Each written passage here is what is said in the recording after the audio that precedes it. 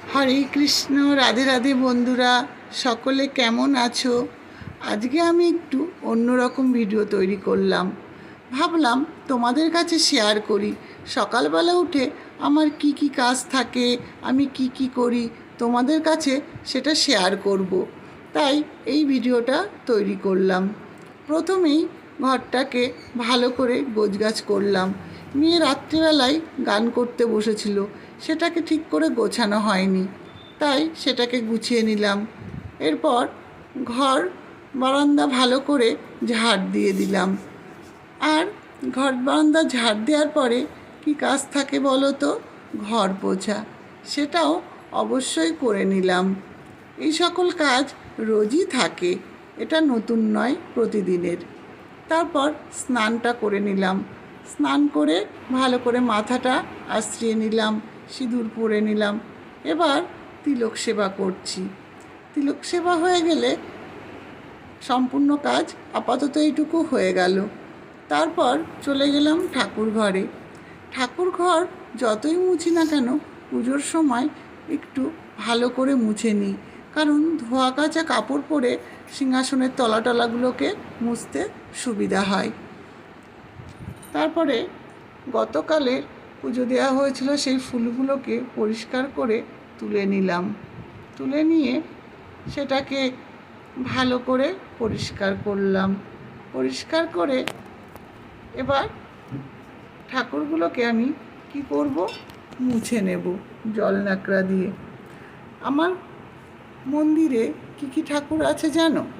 রাধা গোবিন্দ আছে, আর একদিকে জগন্নাথ দেব, বলরাম, সুভদ্রা দেবী আছেন, আর এদিকটা পঞ্চতত্ত্ব দেবগণ আছেন। আর পাশে যে ছোট্ট সিংহাসনটা দেখতে পাচ্ছ, ওটা আমার গুরুদেব। ওখানে গুরুদেবকে বসিয়েছি আলাদা করে, কারণ সিংহাসনে যেখানে রাধা গোবিন্দ থাকে সেখানে কখনোই আর অন্য দেবতাকে বা অন্য গুরুদেবকেও বসানো যায় না, এটা তোমরা মনে রাখবে। তারপর আমরা অনেক সময় কি করি, হয়তো অনেক ঠাকুর যারা পুজো অর্চনা করে একই সিংহাসনে বসিয়ে দেয়, কিন্তু এটা কখনোই করা উচিত নয়। এক সিংহাসনে রাখতে নেই। ভগবান শ্রীকৃষ্ণের জন্য সর্বদা আলাদা সিংহাসন তৈরি করতে হয়। তারপর আমরা প্রতিদিন ভগবানের চরণে আমরা তুলসীপত্র নিবেদন করে থাকি, কিন্তু কার কার চরণে তুলসীপত্র দেওয়া উচিত সেটা আমাদের খুব ভালো করে জেনে দেওয়া উচিত।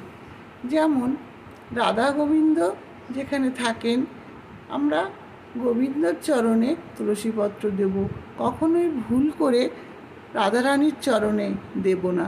রাধারানীর হাতে দিতে পারি বা বুকে দিতে পারি। তারপর আমরা যে পঞ্চতত্ত্বদেবকে আমরা তুলসীপত্র দিই, এখানে কাকে কাকে দিতে হবে বলো তো?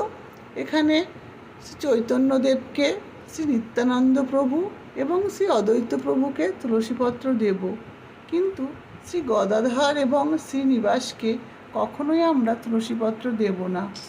আর এদিকে জগন্নাথ দেব এবং বলদেবকে আমরা তুলসীপত্র দেব, সুভদ্রা দেবীকে ভুল করেও কখনো দেব না। এরপরে সবার চরণে ফুল দিয়ে দিলাম। ফুলগুলোকে অবশ্যই চন্দন লাগিয়ে দিতে হবে। বন্ধুরা, আমার ভিডিও কেমন লাগলো তোমাদের অবশ্যই কমেন্টস করো। ভালো লাগলে তোমাদের জন্য আরও অনেক ভিডিও তৈরি করব। তাই তোমরা অবশ্যই ভালো থেকো, সুস্থ থেকো, আর ভগবানের নাম করো। ভগবান ছাড়া এই জগতে আপন কেউ হয় না। ভগবান শ্রীকৃষ্ণ আমাদের পরম বন্ধু, পরম পিতা। তাই ভগবানকে সর্বদা আমাদের স্মরণ করা উচিত, তার নাম জপ করা উচিত। সংসারের মাঝেই তাকে আমাদের সর্বদা মনে রাখতে হবে। আর যদি আমরা সংসারের মাধ্যমে ভগবানকে ডেকে যদি আমরা এই জীবনটা কাটাতে পারি, তবেই আমাদের জীবন ধন্য হবে।